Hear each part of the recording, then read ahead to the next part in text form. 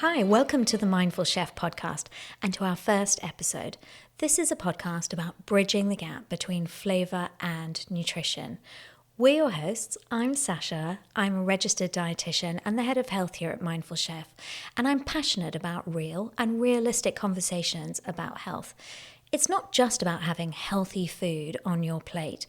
It's about what you can really fit into busy lives with families and jobs and all the pressures that come with it. I am Jessie. I'm the head of food at Mindful Chef.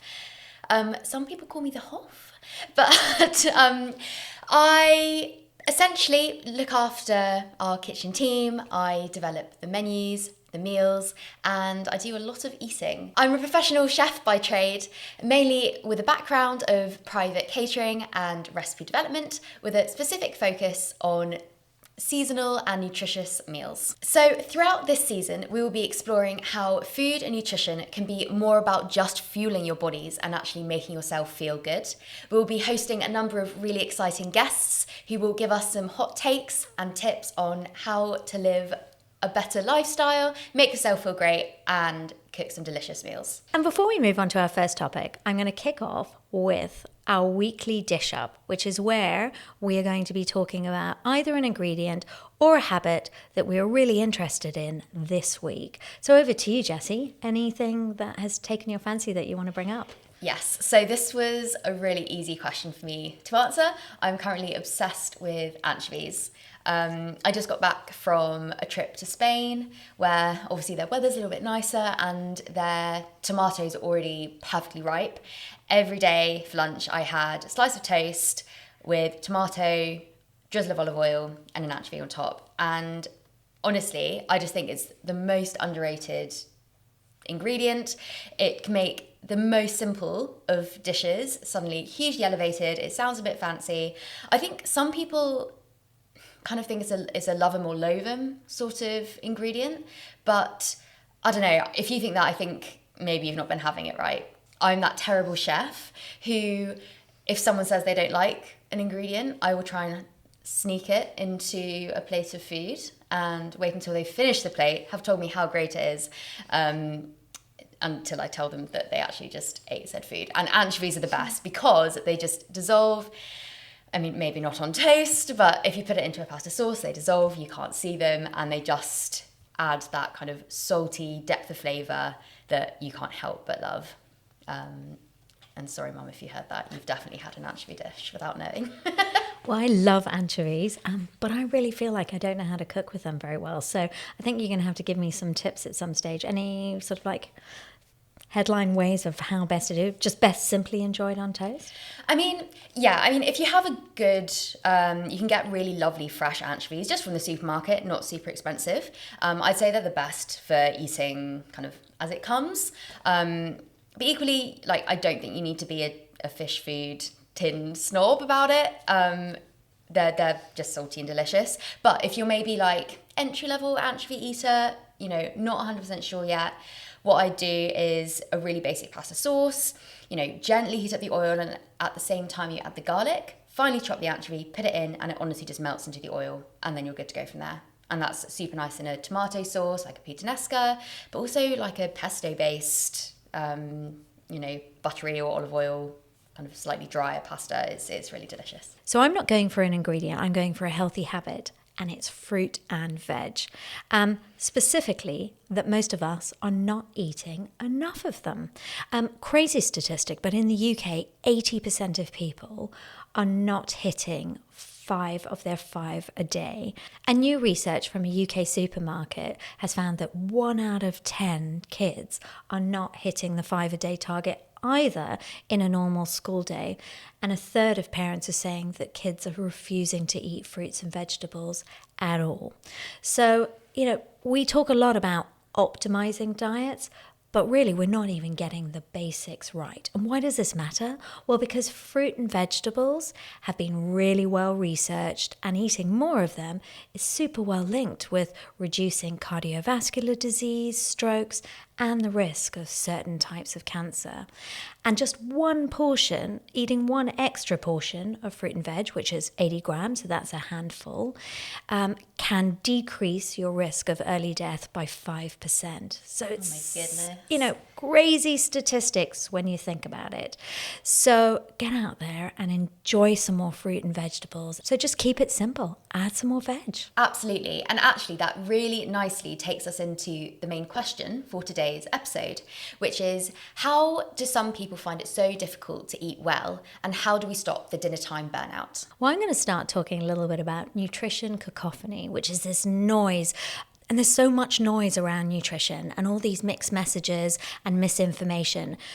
Coffee, eggs, they've all been superfoods or then poison. So it's really hard to know what we should be eating. And I think in a recent survey, this was highlighted really well, where 40% of adults surveyed in the UK said that it was so noisy, there's so much information out there that they just don't even know what science to trust anymore.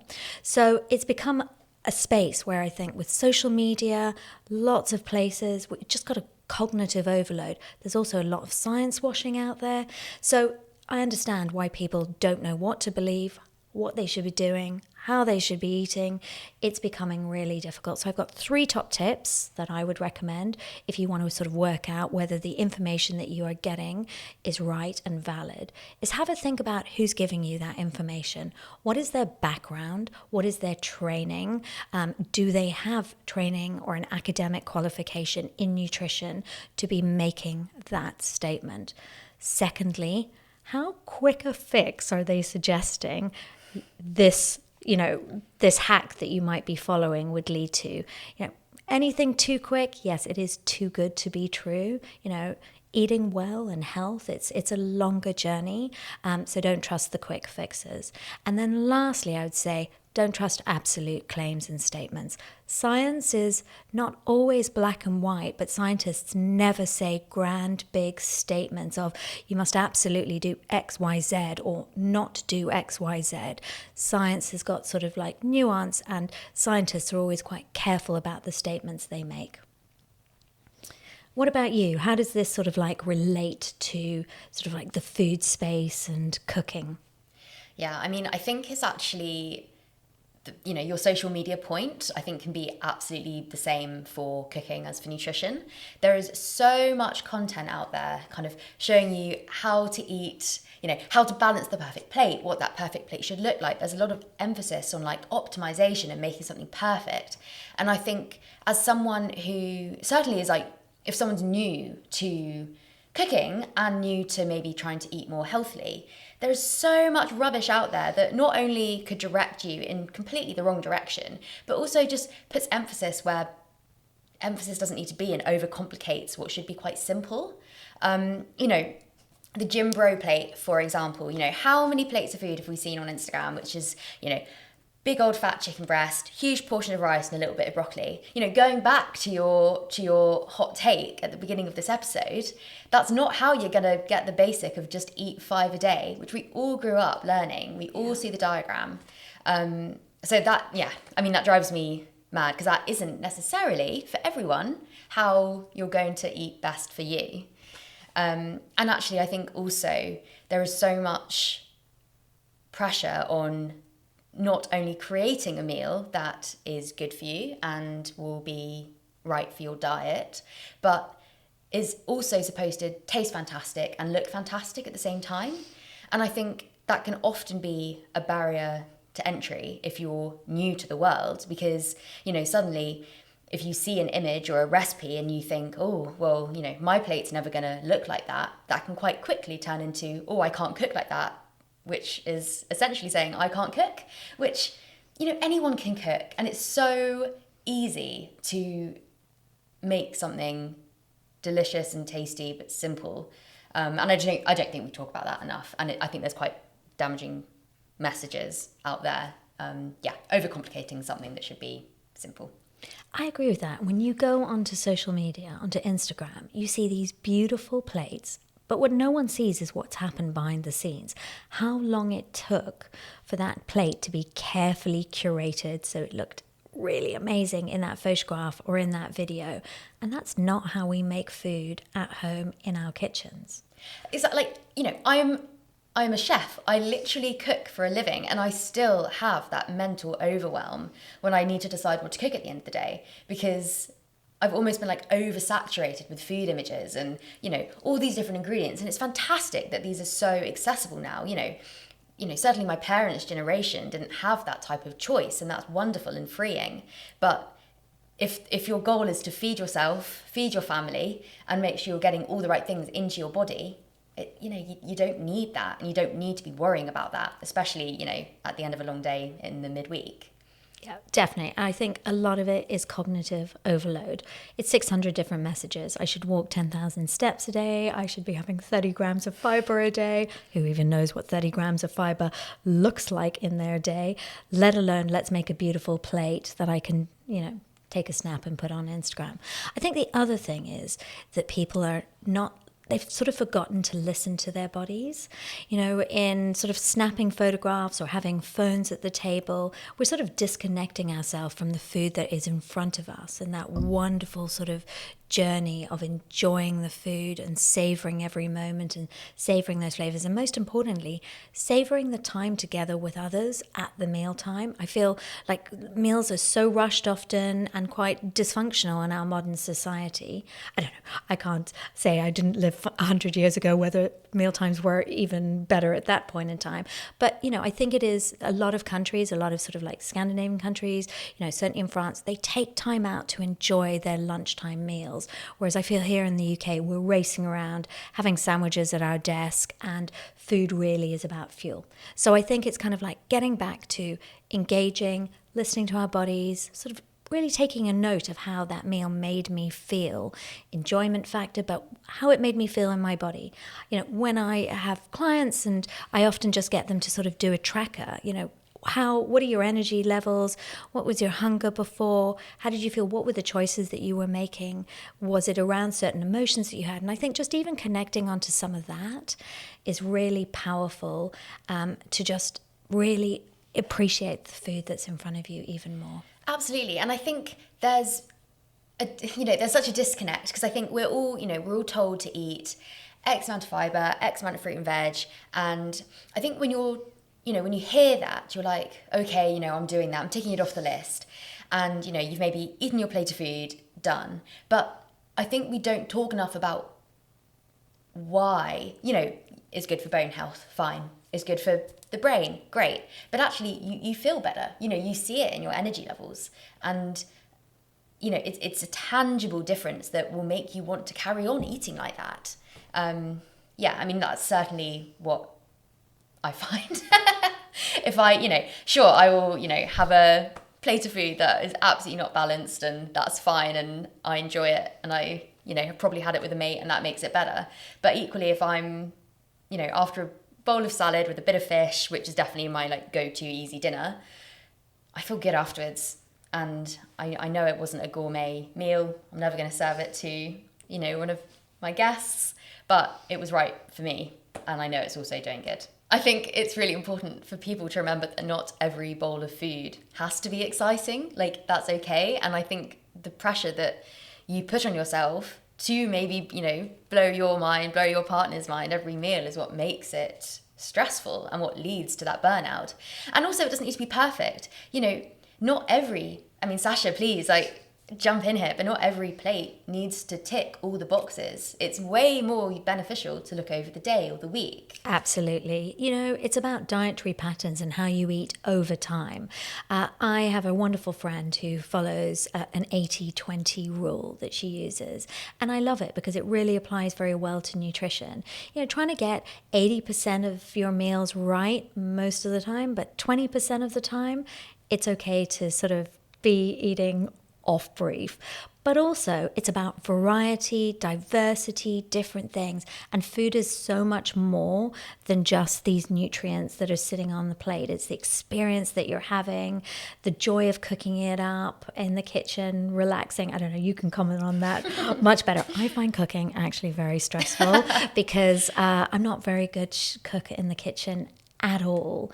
And But does it matter? Does it matter, Sasha? I over time, over the years, it's mattered less to me. I think there was a time where I felt I had to follow a recipe really perfectly to get that perfect outcome so it looked like the picture in the recipe book, which of course over time I've also learned that there was some sort of food stylist that created that photograph and that recipe book. Or a team. Exactly, and amazing lighting. And so actually whatever I was going to cook at home was never going to look like that. I think that is the joy with experience, that you start to realize it's okay. I have sort of like, a little bit less to give about some of that stuff. So actually it doesn't have to be perfect. And I think, while you would say that nutrition doesn't have to be perfect, I would say the same about a plate of food. And I think it's the same as like labeling nutritional like ingredients you'd add to the plate, good or bad. It's the same with a meal. Like it doesn't need to be a good or bad meal. It can just be a meal. It can just be something that you're putting in your body because you're going to feel good, and actually it doesn't need to be any deeper than that. And I'm also the worst culprit. I get extreme food sadness if I make a bad plate of food. But I was, also telling myself this. Yeah, and there are no such thing as good foods or bad foods. Diet is about a full package, and all these different foods serve different roles in our diet and come with different emotional connections and different experiences. So yeah, I think it's about, let's take the pressure off and just enjoy what we're eating more. And I think just engaging more with what we're eating and taking time out to really enjoy that food. Absolutely. And just removing the pressure, stripping it back, making it simple. If you're enjoying it, if you're enjoying the process, great. But I don't know, I think you can enjoy an element of it. If it's the eating, if it's how you feel after, find the bit that you like and, I don't know, focus on it, I think. Hear. So I think it is time for some top tips. I'm going to go first because I think it's really simple. So my first tip for avoiding dinner time burnout is to find something you enjoy cooking and learn how to do it so it's stress-free and do it on repeat. It's fine. As long as it's something that makes you feel good, if you can remove any level of mental load and stress around it, I guarantee the meal will just be more enjoyed. And that actually leads to step 2, or tip 2, which is once you have found the meal that you love to cook, you can then make it more beneficial, a bigger part of your diet by making it really easy on yourself. Just change up the sides, add different toppings. If you love a certain, I'm going to go to my basic again, salad with a bit of fish, mix up the dressing, mix up the seeds you put in the salad. You can add so much variety into what is essentially the same plate of food that will make, it'll make your shopping list easier and make your mental load easier. So yeah, those are my 2. Sorry, what's your third? Well, before I add my third, I'm going to say, and just think about that second portion of veg that you can maybe add into that meal. A portion of veg, it's just a handful. So, look at what you can be adding into your meals rather than subtracting. But that's not my tip. I was going to say, actually, progress over perfection. I think let's cut away from this sort of cognitive load and this pressure that we're all under.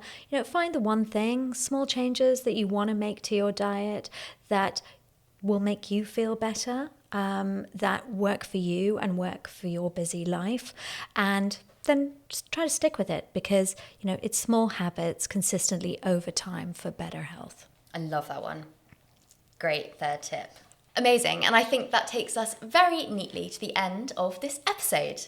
So focus on simplicity and just not overcomplicating your plate. So we will see you next time, and thank you so much for joining us.